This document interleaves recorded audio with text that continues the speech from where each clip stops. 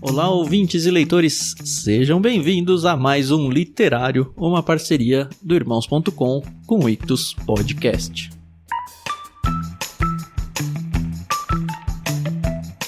Eu sou o Thiago André Monteiro, @vulgutan, e como você já sabe, eu estou em férias, isso mesmo, nós voltaremos com o Ictus Podcast no dia 25 de janeiro, e por enquanto a gente tem publicado aqui para vocês de segunda a sexta, um episódio antigo do Literário. E por que a gente vem fazendo isso? Porque a partir de 25 de janeiro, o Literário vai passar a fazer parte da nossa grade oficial de programas. Então, uma vez por mês, vocês terão nos dois feeds do Irmãos.com e aqui no Ictus Podcast, um literário novo, fresquinho e quentinho esperando por vocês. Enquanto isso, vocês vão se aquecendo os motores, ouvindo os episódios antigos. E em novembro de 2019, nós lançamos o episódio Discipulado de Dietrich Bonhoeffer. Espero ter dito certo o nome desse cara alemão aqui. Um livro sensacional, mais um daqueles que a gente diz que todo cristão tem que conhecer. Nesse episódio, além de nós quatro, Paulinho, Adriana, Carol e eu, nós tivemos a presença do nosso queridíssimo Guilherme Yamarino, que hoje é o curador do Plano Mar. Então, se você não conhece ainda os planos do Clube Ictus, nós não temos só o Plano Peixe Grande, não, que a gente sempre menciona aqui. A gente tem outros planos bem interessantes, bem variados, que você pode conhecer tudo lá no nosso site. Falando especificamente do Plano Peixe Grande, a gente mandou esse discipulado em setembro de 2019, então não perca mais tempo. Se você tem gostado do literário e gosta dessa mistura de livros cristãos com livros seculares, o seu plano é o Plano Peixe Grande. Agora, se você gosta mais desses livros mais de ficção, e aventuras, e mistério, e romance, considere assinar o Plano Mar, que tem curadoria fixa aí do Guilherme Yamarino, que participa nesse episódio junto com a gente. De qualquer forma, aproveitem mais um episódio do nosso Literário.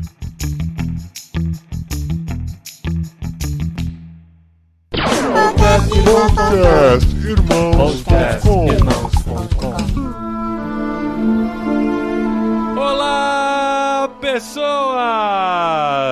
Podcast Irmãos.com Literário entrando no ar. Eu sou o Paulinho, estou aqui com o Tan e o meu objetivo é impedir que ele cite o livro inteiro nesse programa. Citar ou ler, Puxa. né? Prometo que eu vou me segurar. Eu sou o Tan e eu estou aqui com a Carol e eu só quero fazer uma pergunta pra Carol. Carol, você se considera uma pessoa perseguida e torturada? Nossa, que profundo, hein? Eu vou responder no podcast. Depois que a gente lê o livro dos mártires, acho que a gente aqui não é nada, viu? Pra falar a verdade. Eu sou a Carol e eu tô aqui com a Dri. E Dri, é nóis. É nóis, as mulheres têm que se defender nesse programa. Não é livro da Jane Austen, não. Não, mas aí me desculpa, se fosse da Jane Austen eu ia ficar do lado dos homens, sorry. É verdade, eu ia ficar sozinha nessa. Eu sou a Adriana e eu estou aqui com o Guilherme Yamarino, que com certeza no futuro fará uma música explicando sobre a graça barata e a graça preciosa. Não espero nada menos que isso, hein, Gui? Desafio! Eu não sabia que era um podcast de desafios. Bom, eu sou o Guilherme Yamarino, eu tô aqui com o Paulinho, o podcaster mais velho da podosfera brasileira, inclusive mais velho que o Jovem Nerd. Isso é verdade mesmo. Eu quero só entender se ele falou o podcast ou o podcaster. Olha, Acho que é as a duas interpretação, da mesma forma que esse livro que a gente vai ler. Muito bem, gente, nós estamos aqui, que parecia ser o último do ano, mas não é ainda. Temos não é mais porque nós um estamos livro. em novembro, né? Eu sei, mas assim, no final a gente vai contar, mas o último podcast literário do ano iria cair no dia 31 de dezembro, mas a gente deu um jeito. Vamos contar a surpresa ainda nesse programa. Isso é pra segurar o ouvinte até o final. Vamos lá. O que tem dentro da caixa? Como se ele não tivesse a opção de dar o player lá no fim. Mas ele não vai saber o ponto. Vamos lá. E nós estamos aqui para falar desse outro clássico da literatura cristã mundial, um livro que está no top 5 dos 100 livros que todo cristão deve ler, que é um livro que um dia vai sair, que é mítico, aqui já no podcast. Porque eu fico ansiosa pra saber qual que é a lista dos 100 livros que todos querem ler, né? No literário a gente vai gravar o 100 antes de sair o livro. E tipo, A gente pode falar a posição de qualquer livro, porque Exato. ninguém tem esse ranking, entendeu? E no top 5 a gente já colocou uns 15 livros, mais ou menos. É muito isso. E estamos falando do livro Discipulado, de Dietrich Bonhoeffer. A gente vai falar do jeito que quiser, sem correções de nenhum alemão aqui Sim. hoje. Ah, não, mas só não fala Bonhoeffer. Bonhoeffer. Agora, de resto... Não, é minha pergunta. Se NHO em português é Inho.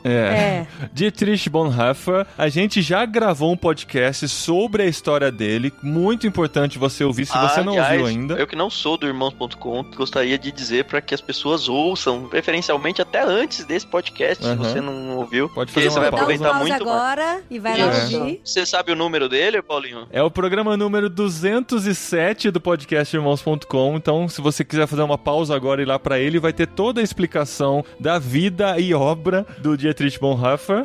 Só pra você ter uma curiosidadezinha assim, pra ficar com mais vontade ainda de ouvir o programa, o Bonhoeffer, ele é contemporâneo à época do Hitler. Então Sim. ele viveu nesse período com nazistas, ele é alemão. Então assim, o podcast de biografia dele tá sensacional, gente. Tem que ouvir, é maravilhoso, maravilhoso. Exato. E é dessa obra-prima do Bonhoeffer que a gente vai falar hoje aqui no podcast literário de Irmãos.com. Se você leu, acompanha com a gente. Se você não leu, acompanhe um pouquinho a nossa experiência aqui de leitura desse livro.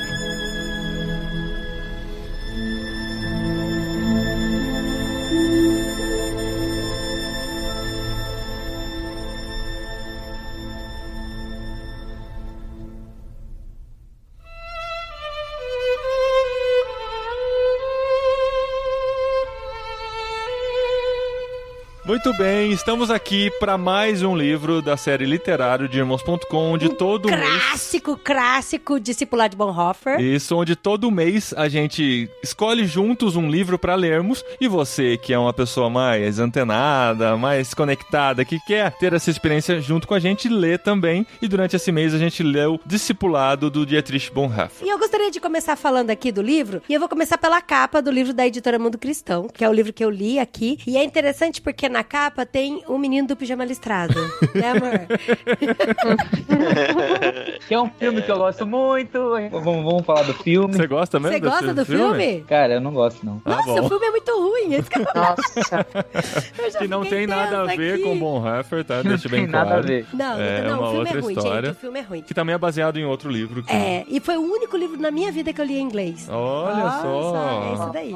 E a capa do livro diz a época em que o Bonhoeffer escreveu o livro, né? Que foi Sim. na época dos presos judeus, do holocausto lá, do nazismo. Vocês que gostam de um easter egg, vocês têm noção se esse A13166 que aparece na capa tem algum significado? Não, cara, eu me perguntei sobre isso também, mas tive preguiça de jogar no Google. Eu acho que não. Ó, essa numeração era uma numeração usada para presos de Auschwitz polacos, que eram provavelmente poloneses. Então, judeus poloneses de Auschwitz. Tem aqui, você digita no Google, isso aparece exatamente uma roupa que é a capa desse livro. E eu acho que o A é porque foi designada a prisão de Auschwitz, né? Pra Auschwitz. Olha só, que interessante. Olha aí, já começando Então, com curiosidades. Nada como perguntar um negócio que eu não sei que as pessoas saibam. E as pessoas que têm acesso ao Google Quem sabe é o conseguem Google. pesquisar. O pessoal mais velho faz assim pra mim também. Pesquisa pra mim se isso é verdade. Aí eu jogo no Google e tal. O programa do Dietrich Bonhoeffer que a gente gravou a biografia foi em 2013, comecinho em 2013. Foi muito interessante porque, assim, até então, eu não fazia ideia de quem era Dietrich Bonhoeffer.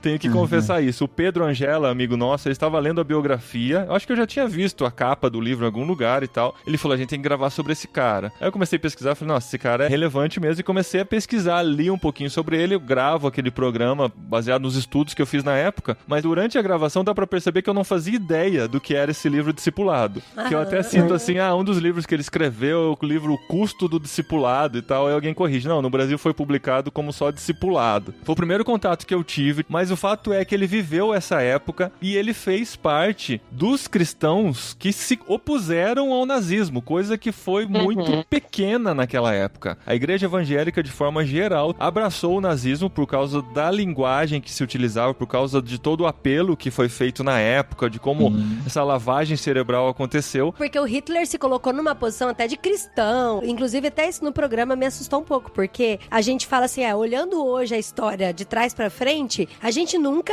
iria apoiar o Hitler. Mas aí, quando você vê a cabeça dos caras desde o começo, ele falava que ele era um militar e que ele sabia utilizar bem as obras e artimanhas do militarismo, não sei se eu posso falar assim, e que ele também tinha os seus valores cristãos. E aí, as pessoas iam comprando essa ideia, e aí quando a gente viu... E aí, o Bonhoeffer, ele se levanta como alguém contra essa visão, e a partir disso ele começa uma igreja que se opõe ao governo da época, que é a igreja confessante, uma igreja que não é bem uma instituição, né, mas é um movimento que ele orquestra na época, né, com essas pessoas, e passa a sofrer uma grande perseguição por conta disso. E aí, assim, a gente não vai contar muita coisa, porque tem muita coisa lá nesse programa que você precisa ouvir. Mas teve uma época da vida que ele foi proibido de falar, de realmente caminhar com as pessoas, então ele começou a escrever. Então esse livro foi escrito quando ele estava preso, né? Eu acho que foi um pouquinho antes de ser preso. Foi antes de ser preso o discipulado. Contextualiza pra nós, Gui, o livro. O discipulado e o Vida em Comunhão, eles são como consequência do pastoreio do Bonhoeffer, né? Ele começou a pastorear crianças, ele não estava na Alemanha ainda, ele volta pra Alemanha pra pastorear ali, e aí acontece todo esse movimento, o Terceiro Reich, depois Hitler assume.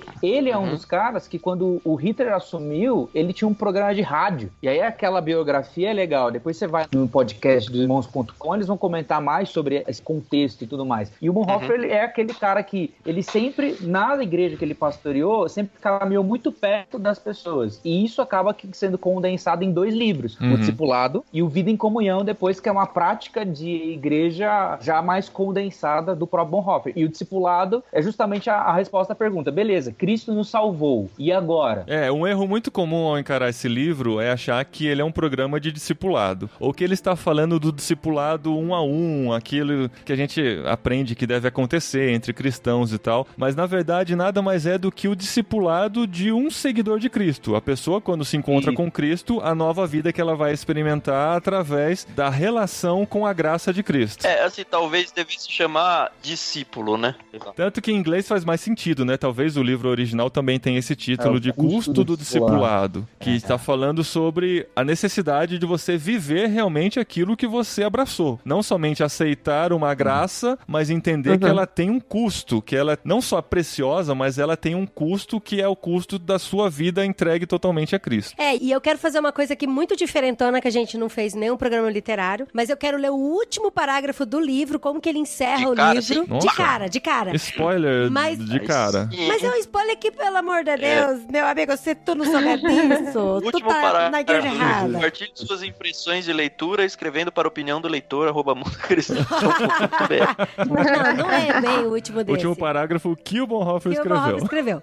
Ele fala, o discípulo vê apenas aquele a quem segue, aquele que no discipulado carrega a imagem do Cristo encarnado, crucificado e ressurreto, que foi feita a imagem de Deus. Dele pode-se finalmente dizer que foi chamado para ser imitador de Deus. O discípulo de Jesus é o imitador de Deus. Sede, pois, imitadores de Deus como filhos amados. Então, resumo. O livro fala assim da gente entender o nosso papel como cristão, aquele negócio de, eu me converti, eu entendo, Cristo mora em mim, e agora o que eu preciso fazer? E aí ele fala, você precisa imitar a Cristo e ter essa sede de buscar Cristo e ser um espelho e imagem de Cristo, e quando você olhar no espelho, você vê a Cristo, e aí a partir disso tem algum custo e tem algumas ações que você precisa fazer. Quando a gente fala do livro Discipulado do Bonhoeffer, e que todo mundo cita e que todo mundo quer conhecer, é sobre realmente esse conceito da graça barata com a graça preciosa. Aí ele começa o livro com essa definição para poder depois, em cima de todo o desenrolar, né, da obra dele, ele poder basear-se nessa definição que ele lançou lá no início. Então vamos colocar como base aqui também, só pra gente saber do que a gente tá falando quando a gente está rodeando esse assunto.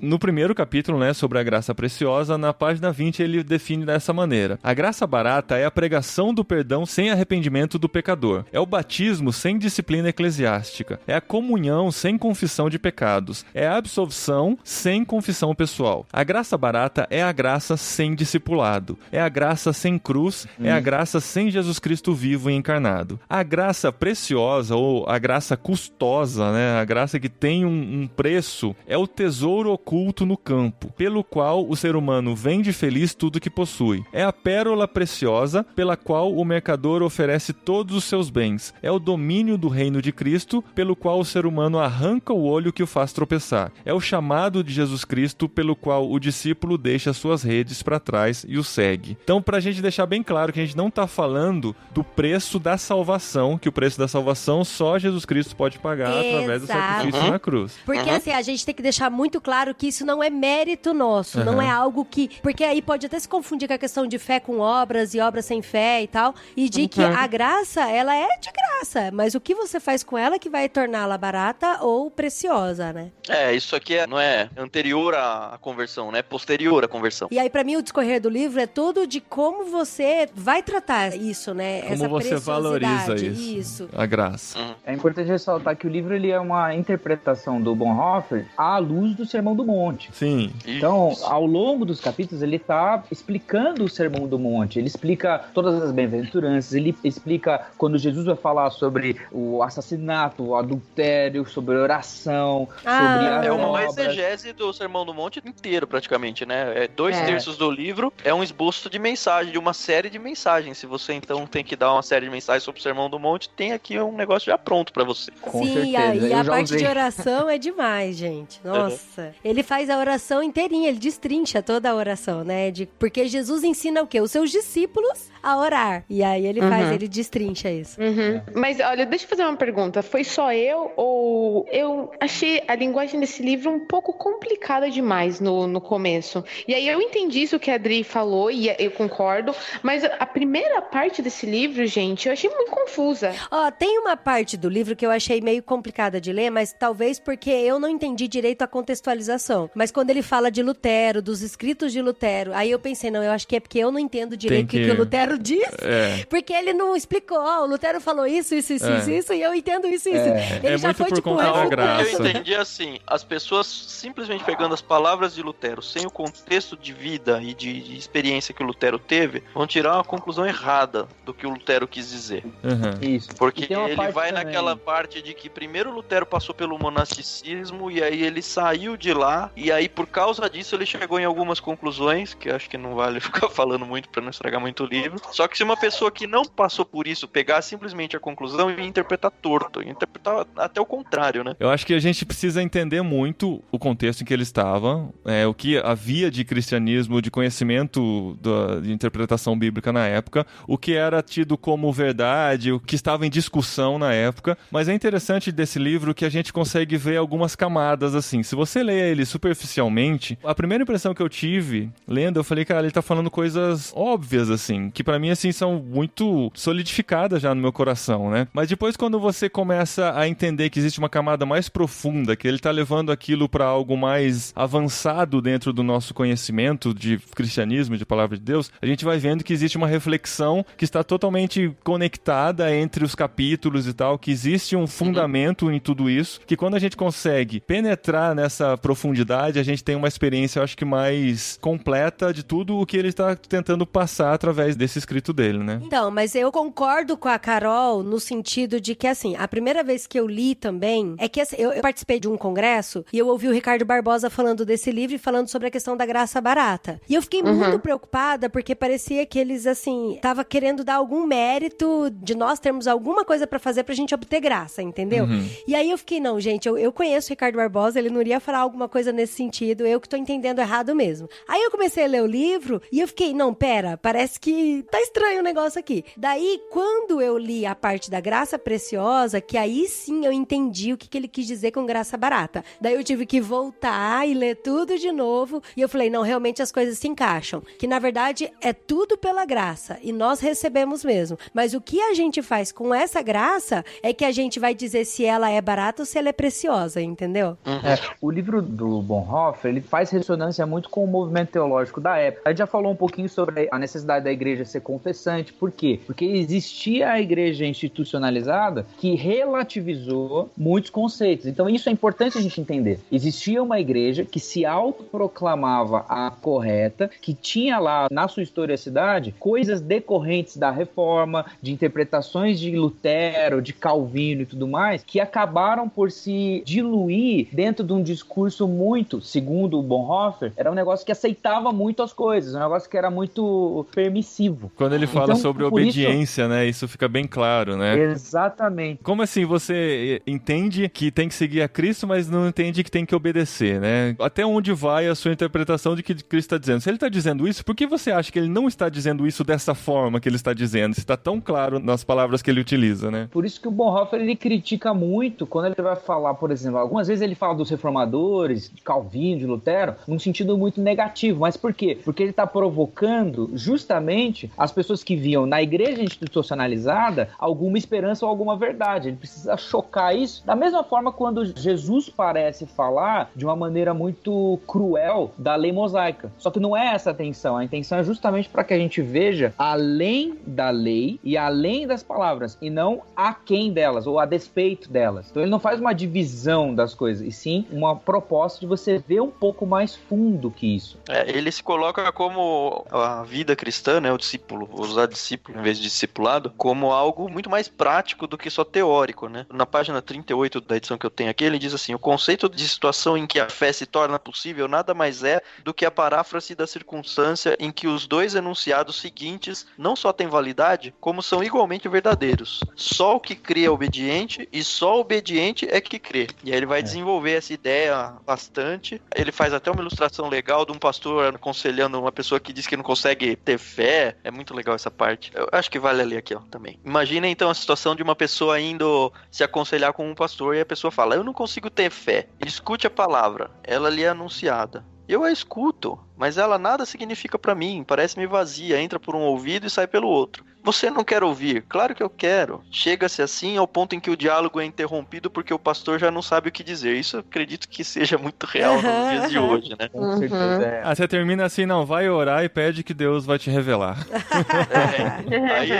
Aí segue aqui, ó. O pastor parece estar diante de um dos maiores enigmas. Deus dá a fé a alguns e nega a outros. Com isso, desiste de curar a alma do obstinado, que acaba por isolar-se e, conformado, lamenta sua aflição. Mas é justamente esse o ponto mais importante da conversa, em que deve haver uma mudança radical. Nesse momento, abandona-se a argumentação e as perguntas e aflições do descrente passam a não ser mais levadas tão a sério. Agora, o que se levará cada vez mais a sério é aquele que tenta se esconder de trás de suas perguntas e aflições. Oportunidade, portanto, para destruir a fortaleza que o obstinado construiu para defender-se, usando o enunciado só o obediente é que crê. Assim, a conversa é interrompida e o pastor prossegue dizendo: você é desobediente, recusa a obediência de Cristo, quer preservar para si um pouco de controle, não consegue ouvir a Cristo porque é desobediente, não consegue ter fé na graça porque não quer obedecer. Você se agarra a algum lugar do seu coração contra o chamado de Cristo. Sua aflição é o seu pecado. Putz, cara, ia ser tão lindo presencial.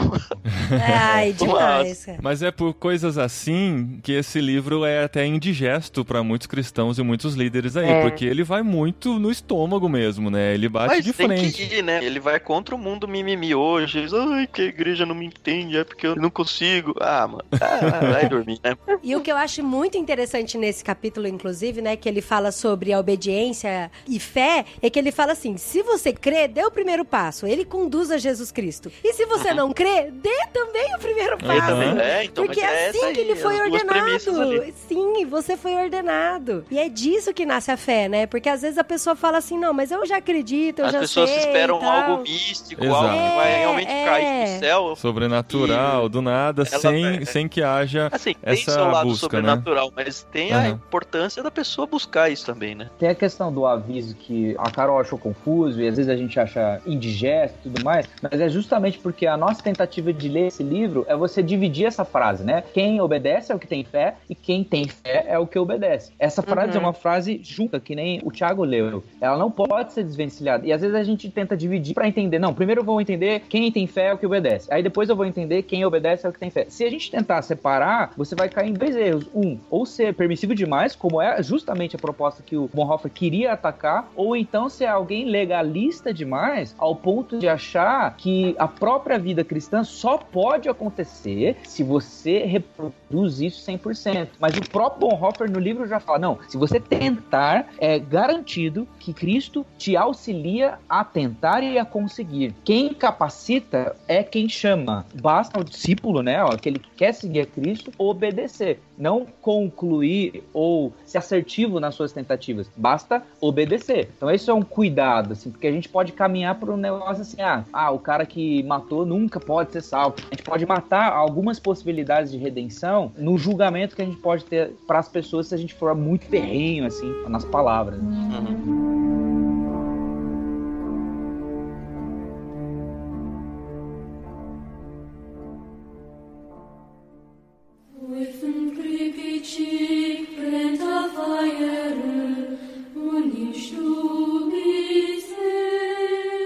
Cara, tem uma coisa que me incomodou muito no livro, não sei se a gente vai fugir um pouco do assunto. O Bonhoeffer, ele se envolveu numa tentativa de assassinato ao Hitler, certo? Sim, Operação Valkyria. Aí o que eu fiquei pensando, na cabeça do autor, seria importante ele matar o líder da Alemanha, que a gente sabe quem foi, e acho que a grande maioria torceria para que isso fosse bem sucedido, certo?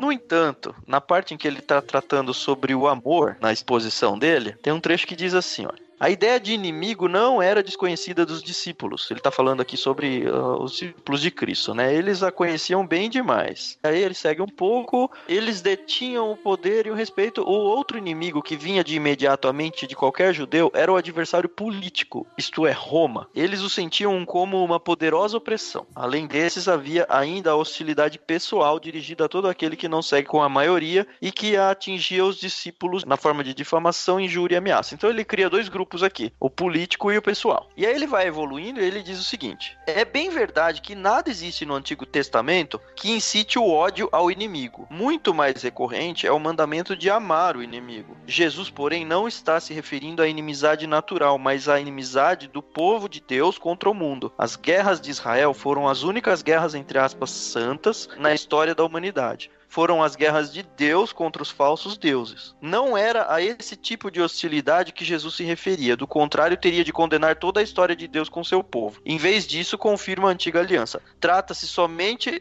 da superação do inimigo, da vitória do povo de Deus. Aí a parte que começa a me confundir. Com esse mandamento, porém, ele mais uma vez desvincula a comunidade dos discípulos da estrutura política do povo de Israel. Assim, já não há guerras que possam ser consideradas santas, pois Deus condicionou a promessa da vitória sobre o inimigo ao amor ao próprio inimigo. E aí, na página seguinte, ele conclui: esse amor não faz distinção entre os tipos de inimigos. Reconhece apenas que quanto mais inimigo o inimigo é, mais carece de meu amor. Seja qual for o inimigo, político ou religioso, nada tem a esperar do discípulo a não ser o amor integral. Esse amor não me divide em vida privada e vida pública. E ele tentou assassinar o Hitler. Entendeu? Aí eu falei, opa. Isso eu acho que todo mundo que conhece a história dele e chega nesse ponto do livro se questiona sobre isso, né? Porque faz muito sentido ele falando do amor ao inimigo e vendo isso. Entendendo que o livro foi escrito antes dele vivenciar aquilo. Não é nem assim um arrependimento do que ele teria feito. Então. É algo que ele iria viver ainda. É um negócio que, assim, pra mim ele começou o livro falando, olha, existe uma teologia teórica e uma teologia prática. Muito do problema dos discípulos é que eles têm a teoria, mas eles ignoram a prática. E aí ele vai dando exemplos dentro do Sermão do Monte, chega nessa parte do amor, e na parte prática de uma teologia teórica que ele defende é totalmente contrária à prática que pouco tempo depois ele mesmo tentou fazer. E aí eu falei, ixi, e aí? A gente vai entrar numa discussão que invariavelmente se entra quando fala de Bonhoeffer, quando fala de discipulado. Mas é interessante que existe um outro livro dele que fica mais clara a decisão dele, o que ele viveu lá com relação a Hitler, que é o livro Ética. Eu não li. Esse ele escreveu na prisão. Depois que ele já tinha vivenciado aquilo, ele consegue entender dentro da teologia que ele vinha desenvolvendo como isso funciona, que é a questão do mal menor, aquela frase famosa dele, de a igreja não pode se limitar a cuidar dos feridos que um louco faz ao volante, é preciso arrancar o louco do volante e tal. Tem uma discussão grande sobre isso que talvez valha um outro podcast, que a gente já esbarrou sobre isso quando falou do Bonhoeffer, já esbarrou sobre isso quando falou do Martin Luther King Jr. também no passado aqui no podcast Irmãos.com, que é como a gente se coloca diante de situações extremas em que o mal menor ajuda a arrancar ou a prevenir o mal maior. Sim. Eu não esperava de vocês uma resposta, só queria dividir a minha angústia mesmo. Essa é a minha angústia também quando eu falei sobre os apontamentos que ele faz acerca dos reformadores. Nessa parte aí que o Thiago leu, um pouquinho depois ele tá falando sobre vingança, e ele vai falar que os reformadores eles foram pra cima, né, dos opressores políticos, da igreja e tal, e ele fala que, é estranho isso pra Jesus, porque ele tá interpretando o texto do Sermão do Monte, né? E eu falo, talvez a resistência ali fosse necessária para justamente 4 anos depois que ele escreveu esse livro Discipulado se provar dentro da vida dele, entendeu? É lógico que a interpretação do Bonhoeffer, ela é extremamente literal, na melhor tentativa de se reproduzir o que Cristo ensina. É uma tentativa sincera, porém alguns cuidados tem que se fazer quando você está lendo um livro desse, de você não cair num legalismo pelo legalismo, de você achar que é pelo discipulado definido pelo Bonhoeffer que você realmente é um discípulo de Cristo. Quando o discípulo de Cristo é justamente, usando as próprias palavras do Bonhoeffer, é pelo chamado do Cristo. E o próprio chamado do Cristo é o que o capacita a viver dessa forma. É lógico que uma interpretação do texto, a gente vai precisar ressaltar, olha, o amor aos inimigos é dessa forma, olha, o adultério é dessa forma, porque são as palavras de Jesus. E as palavras de Jesus, elas são pesadas, justamente para rebaixar a gente ao ponto da gente necessitar de uma outra força que não a nossa, para que a gente realize isso. É uma coisa importante quando a gente vai para esses clássicos, e assim, é muito fácil a gente cair nisso. Principalmente nesses livros clássicos da teologia. A gente acaba lendo ele com óculos de que eu tô lendo a Bíblia. E, na verdade, é uma pessoa erudita, não é clássico à toa, mas ainda assim é uma pessoa como nós, que estava simplesmente tentando a construir a interpretação bíblica dela, que muitas vezes dá muitos insights muito bons pra gente, mas não é porque o livro se tornou um clássico, ou porque é o Bonhoeffer, ou porque é o Calvino, ou porque é o Lutero, ou seja lá quem for, que é inerrante. A inerrante é a escritura. E aí a gente tem que entender que ler um livro desse é como se a gente estivesse ouvindo um pastor muito querido hoje, mas a gente tem que ter a Bíblia acima disso tudo ainda, e esse texto dele, ou a fala dele, pode ser falha. Tem que entender que ele estava sujeito ao contexto, ao momento em que ele vivia, e que ele não estava escrevendo um livro inspirado, né, como é a Bíblia. Ele não é canônico, né? Então não tem problema nenhum discordar dele, mas eu acho que a gente tem que ouvi-lo. Com certeza. E provavelmente a gente vai concordar, ou pelo menos vai mudar nosso jeito de enxergar a fé, né? Sim, O livro do Bonhoeffer, o Discipulado, ele fez consonância pra mim numa época da vida que eu tinha acabado de ler Cristianismo Puro e Simples. São 4 livros, que o primeiro deles foi Sou Cristão Apesar da Igreja, do Philip Yancey. Lembra do Philip Yancey? Sim. Nesse livro, ele comenta vários autores, várias personalidades que ajudaram ele. Desse livro, eu parti para C.S. Lewis, Chesterton e Bonhoeffer. Então, desse livro que eu li, ele me levou a Discipulado do Bonhoeffer, Cristianismo Puro e Simples do C.S. Lewis e Ortodoxia do Chesterton. Olha que legal. Então, ele fez parte de um entendimento do meu coração e de como Deus trabalhou a própria escritura no entendimento de santidade, no entendimento de apologética e, por fim, no entendimento da vida como um todo no Ortodoxia. Então, ele faz parte, sim, de um entendimento muito prático da vida, daquelas tentativas e dúvidas que a gente tem. Cara, eu fui salvo em Jesus Cristo, mas o que Jesus Cristo requer de mim aqui nesse mundo? O que Jesus Cristo requer de mim na minha participação e na utilização dos meus dons dentro da igreja, da sua igreja, né? E foi muito importante pra mim. E como você enxerga o próximo com isso também, né? Exatamente. Porque toda vez quando a gente fala de discipulado, de ser discípulo, reflete muito em você ser imitador de Cristo e o que isso vai refletir na vida do próximo. Então isso pra mim é muito interessante, porque às vezes as pessoas querem partir direto pro próximo sem saber o que vai refletir a vida dela no próximo, porque ela não segue a Cristo, entendeu? Então aí esse paradigma pra mim tá recheado no livro dele falando que você precisa refletir a sua santidade e refletir a sua vida no próximo, mas que pra isso primeiro você precisa entender as bases, o que é principal dessa caminhada com Cristo. E isso pra mim, assim, eu sei que a gente falou das espinhas que tem esse peixe, mas ele com certeza é um peixe que deve ser saboreado e que ele é delicioso, né, amor? E que se você saborear com calma, você vai ter muito mais proveito dele, né? Nossa, com certeza. Não é à toa que tá na lista, nos top 5 da lista do livro do Paulinho, né? Exato.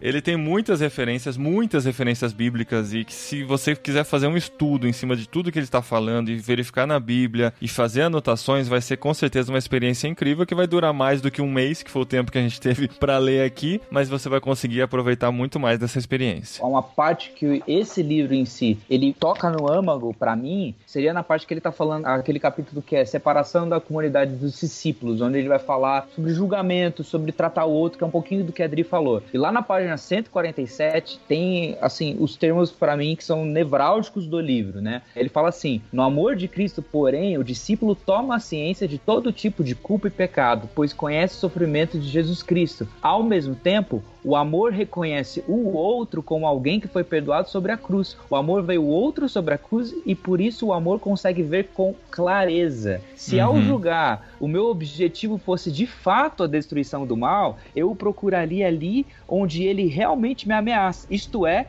em mim mesmo. Mas enquanto procuro o mal no outro, é evidente que ao julgar, eu procuro justificar a mim mesmo e quero permanecer impune em meu próprio mal, enquanto julgo o outro. Uau! É incrível esse livro, porque ele, demais, ao mesmo tempo cara, que ele coloca coisas muito pesadas pra gente viver, mas ao mesmo tempo ele fala assim, coloque muitas coisas pesadas sobre você. Quando você vai tratar o outro, olhe com a misericórdia, entendeu? Ele não é um livro sobre como você refutar todas as pessoas que falam se desculpando ou se justificando seus pecados. Não é um livro pra você ficar julgando outros. É um livro pra você olhar para o seu próprio coração e então aprender a ter misericórdia, porque Cristo se colocou entre você e Deus para aplacar a ira de Deus e para que você entendesse realmente o que é misericórdia. Que legal, é isso mesmo. Nossa, é demais, tem muita coisa que dá pra falar sobre esse livro.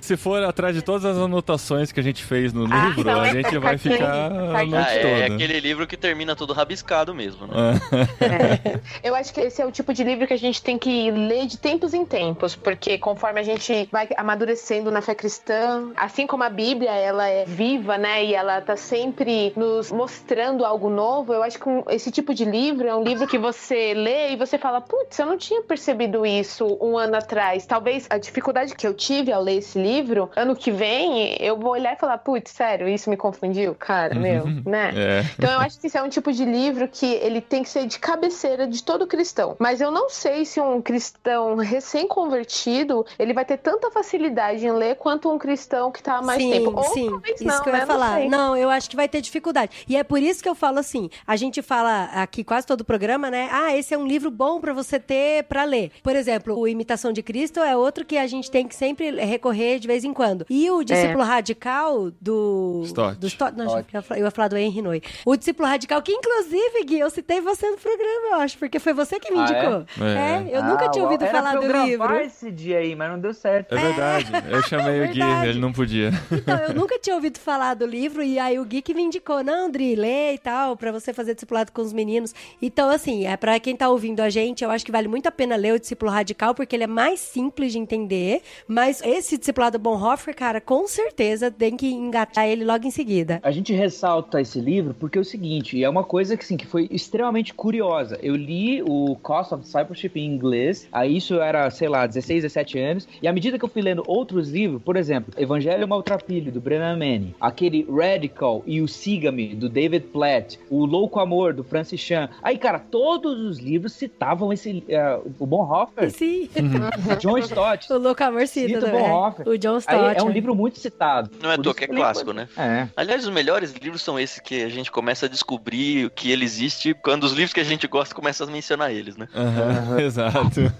A gente teve uma entrevista com o casal Basso, que o livro que a gente tá mandando agora em novembro, né, Carol? Isso. O Ângelo, que foi quem indicou o livro, ele falou, cara, eu tenho esse livro há um tempão, tinha na minha estante, ele foi traduzido com um nome diferente do original em inglês, eu nunca dei bola pra ele, mas a hora que eu caí nele e olhei pra, olha, o título original dele é esse, cara, esse livro é citado em tudo quanto é lugar, eu tenho esse livro há um tempão e eu nunca li, sabe?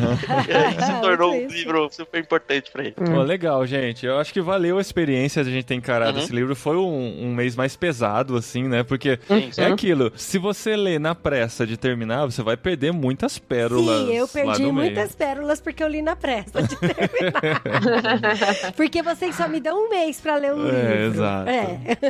Mas assim, vale a pena mergulhar nele, conhecer bem. E uma coisa que acontecia comigo enquanto eu lia, eu falei, cara, eu queria decorar esse livro, sabe? Eu queria que, assim, quando alguém citasse esse tema, eu lembrasse disso que ele falou aqui. Eu queria ter esse argumento, sabe? É muito difícil. É difícil, né? É muito difícil. Eu falei, cara, mas amanhã eu já não vou lembrar exatamente esse argumento e saber raciocinar como ele raciocina, né? Porque ele faz aquelas voltas, né? Ele reafirma várias vezes a mesma coisa. O lance da fé, obediência e crer, isso eu vou ler várias vezes, com certeza. E aí ele fica vários parágrafos defendendo essa tese, né? Eu queria ter essa habilidade, assim, mesmo, assim, de conseguir pegar um tema e conseguir desamarrar ele todo, assim, desconstruir ele, pegar várias fontes de informação, vários argumentos e com certeza a Bíblia como base de tudo, e o Bonhoeffer faz isso magistralmente nessa obra e deixou esse legado pra gente entre os outros livros dele que também são clássicos, todos eles acho que são altamente recomendáveis, né? Com certeza.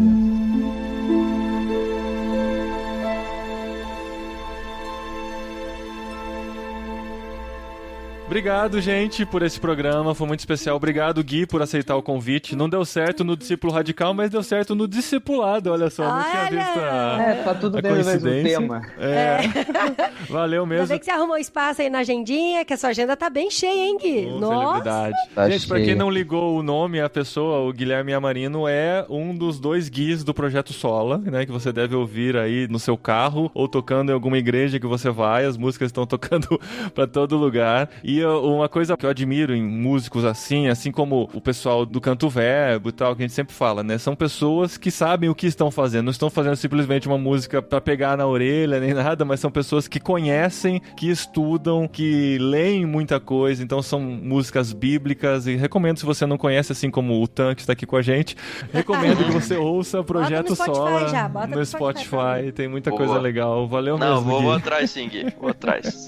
É nóis. E agora, o próximo livro pra você nos acompanhar. Esse, gente, presta atenção. Esse dá pra você ler em um dia. Não que eu queira que você leia em um dia. Você vai ter mais tempo pra isso. Isso. Mas, assim, mas se você puder ler em um dia, não leia em um dia, porque ele é tão gostoso, ele tem umas frases que faz a gente pensar tanta coisa legal. Verdade. Gente, então leia em vários dias, desenhe, faça poesias em cima dele e principalmente leia... Você começou já, Adri? Já comecei. O que eu comecei? Aquela parte do começo do desenho, ela tem que passar devagarzinho, né?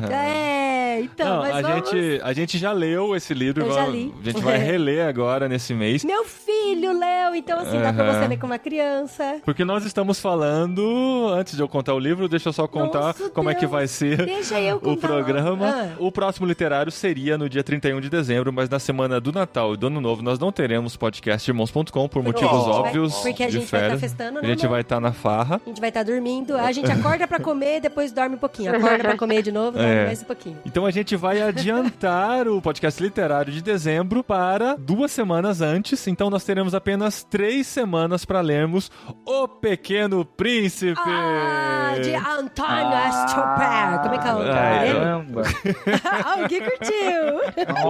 É o livro que toda Miss gosta, né? Que é o melhor livro dela, dizem, né? É o que elas dão conta de ler. Ai, que horror, assim. Tô brincando.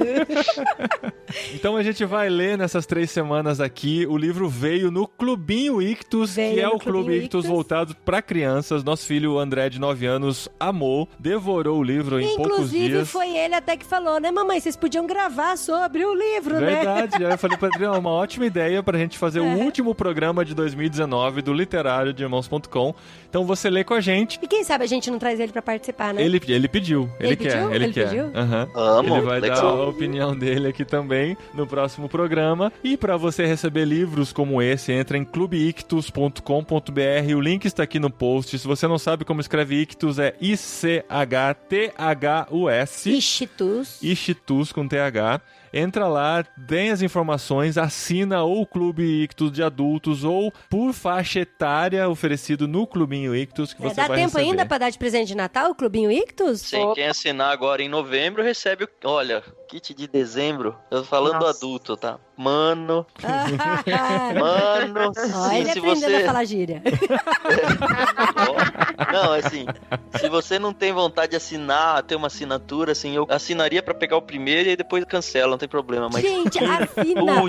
Porque eu vou falar pra vocês. Então, posso falar, gente? Os meus filhos ficaram maravilhados com o Clubinho Ictus. Tinha até, como é que chama? Origami.